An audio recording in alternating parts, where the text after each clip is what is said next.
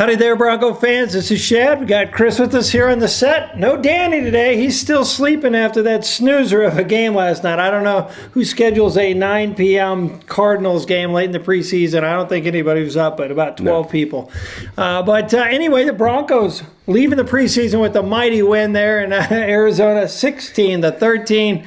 But hey, there were some exciting plays. Omar Bolden, probably the best play of the whole game, 103 yards, a record kick return. And I think, now as they announce cuts today, I think you see someone like Omar Bolden, who was second tackles last night, just, solidifying himself on the team. Although I think he was picked up there high enough that I think he was safe anyway. So what are your thoughts about, first of all, the game and maybe a quick summary of the preseason as a whole? Are we ready for the regular season, Chris? Well, summary of the game is like... it's the fourth preseason game. I mean, if there's anything you're going to take an axe to in the NFL, it's the preseason. Play 2 games. Let's just get on with it, right? I think when we look at the preseason as a whole, I don't feel, to be honest with you, Shad, I don't feel like we know anything more today than we knew going into game 1, right? If you take that third preseason game, which everyone kind of is the one where you're going to see the starters go deeper into the game, if you're not excited about what this team is going to do with the ball, then you're not paying attention.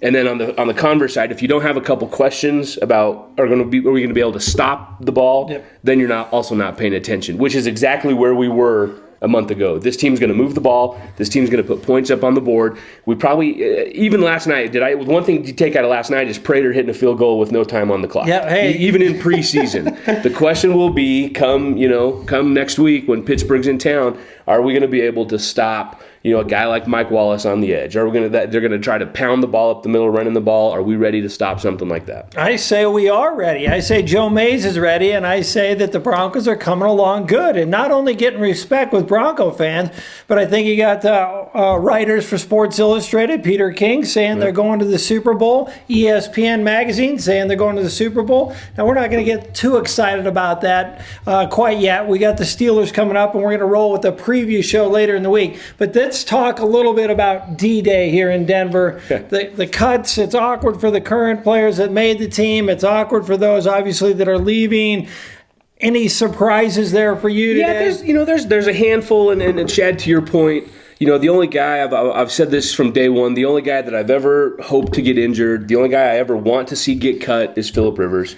And that obviously didn't happen. And given any of us who just have jobs, you don't want to see a guy lose his job, regardless of what his line of work is. And it's unfortunate. We've gone through a lot of the names. The one guy that I hope we see back in some capacity is Jeremiah Johnson. That's the one guy that I'm looking through the notes, and you see the name, and I feel like he's a better football player than Knowshon Moreno. I know you and I were talking before we came on, and maybe Moreno's out there with trade bait. You got a team like the Detroit Lions that are really thin in the backfield, and maybe there's something there in the works where you ship Moreno off and you're able to bring Johnson back in. I hope that he's a guy that can clear waivers, get back on the practice squad. I don't have a ton of confidence.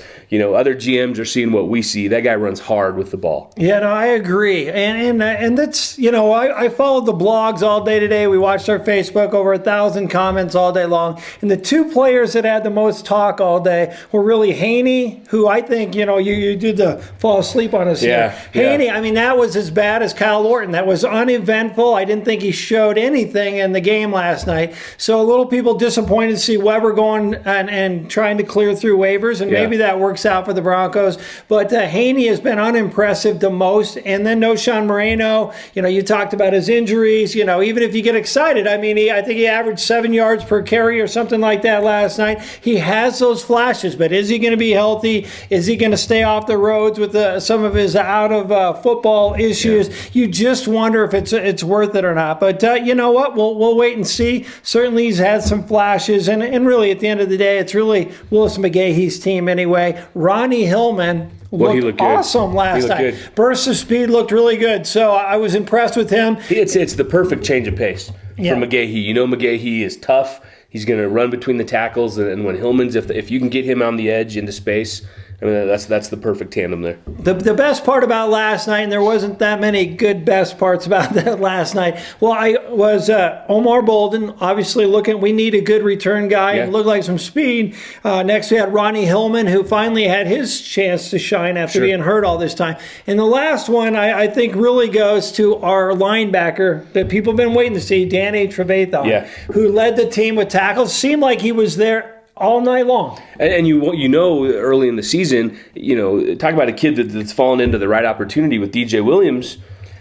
Unavailable, for a couple of games early in the season. He's gonna have the opportunity, whether it's in a nickel situation, whether it's just in a linebacker rotation. He's gonna have a chance to be out on the field, and I think we all saw last night something that makes us a little bit more comfortable with him on the field. Yep. Now, one person we weren't surprised was cut was actually, and our guy Sam Smith pointed this out onto us at Bronco Planet weeks and weeks ago. Here you got Raphael Bush wearing on Twitter a picture of himself in his car wearing a Raiders hat. And for that reason alone, I think you get cut. I think Greg Orton, although was the leading receiver last night, you got to name Orton and you're on the Broncos. I think you ought to be cut. Well, when you're talking about Bush, the great John Wayne once said that life is hard and it's really hard when you're stupid. Yeah. And that that's just the way it is. Stupid. That's just the way life goes. Now, some guys that my heart goes out to that were cut. Ben Garland. I mean, this guy's in America. I want to sing Lee Greenwood songs every time I see this guy out on the field. So that was a little disappointing. Adam Weber, we talked about a little bit earlier.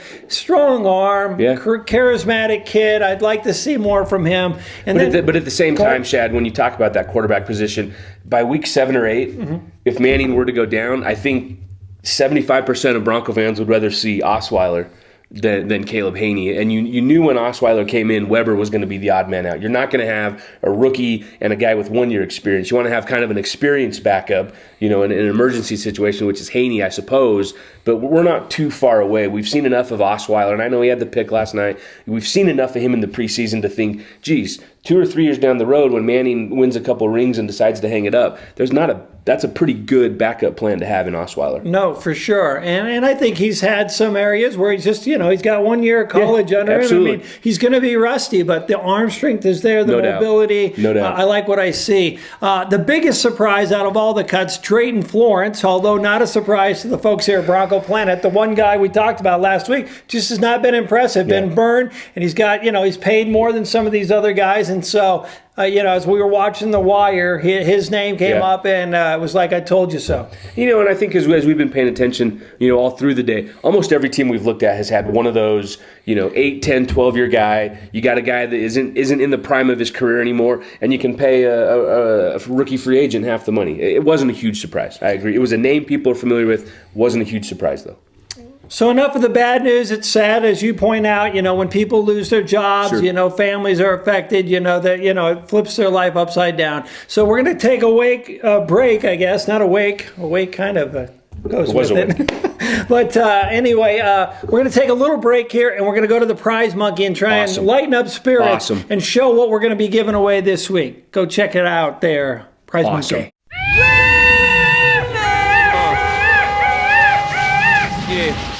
That's perfect. If there's one thing that I think we all love, it's a Prize Monkey. Gotta love the Prize Monkey on a downer week when we're letting go of players. You gotta have the Prize Monkey. Before we go a little too far, let's regroup. Talk about last week's winner. Last week, yes, it's important. I'm glad you brought that up. We had the Jacob Tammy signed helmet with Joel Dreesen, maybe the only one in Colorado that's available out there. And all we ask you to do is go in and comment on one of our blogs, and a lot of you did that. And Dan Rudisill, you are the winner. So all you got to do is email us at broncoplanet@yahoo.com. Send us your address, and Dan Rudisill, you own yourself a little mini helmet. Nice. Look like Bronco or Prize Monkey has a vast collection of helmets there. Yeah, so we're coming back with another helmet, and he does, and it's actually Raheem Moore, starting safety. I think Raheem could have a big year this year. I think we'll need him to have a big year this year. Absolutely. With Dawkins gone, Moore, you got to step up, Yeah. buddy. So here's what we want to do this week. It's pretty simple. All you got to do is go to our Bronco Planet Facebook page and post your favorite picture of you in Bronco gear. Nice. If we see your picture on there with you and your friends, family, kids, dog, don't matter, with some Bronco gear on it, you're automatically entered, and we'll raffle that bad boy off right before we're going to do a little preview show right before the Steelers. We're going to talk about going out there, having a great time, and just as a little teaser, on that big game against the Steelers, we're going to have the Bronco Planet blogger girls out Nice. there, and these girls will get your attention. They're better looking than me. Oh, well, I mean, it's hard to do, Chris, but apparently they are a little bit better looking. Apparently they are. And we've got some Bronco Planet shirts to give out. Nice. We got some autographed signed stuff from the Broncos, so you're going to want to catch us. You say, where are you? Well, we're going to be in Lot C, near Gate 10. Gate 10. And all you got to do is look for a Bronco mobile. It's kind of like an RV. And then look for some trees that got these orange pom-poms in it. Perfect. And then look for, some good-looking fellas like us and some girls. And that's where we'll be. So big things coming up.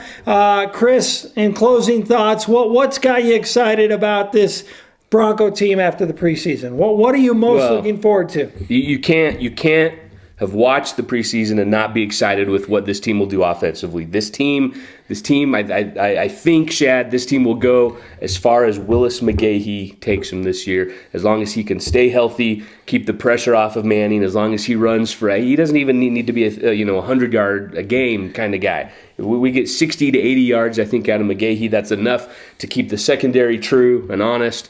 And we roll out of the preseason with a win. I think we roll into the regular season with a win. I think it comes down to the tight ends and the safeties, all right? If our tight ends can produce, it's been so long since we've had tight ends that do anything but block. If Tammy and Dreesen come up big, not only is Dan Rudiso's got their helmet going to be excited, he'll be down there selling it at Bill Sports Collectible, but you know what? I think the Broncos are going to get some big points on the board, and I think Peyton Manning will.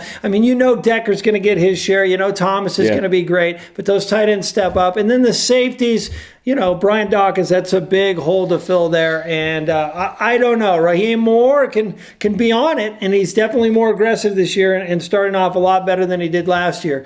And then Mike Adams and Quentin Carter finally getting better, had a nice hard hit last night. So safeties and tight ends, I think, are our keys to the kingdom. But you know what? We're only a week away. Can you believe it? We are almost there. Can't wait. And you're going down in fantasy football, by the way.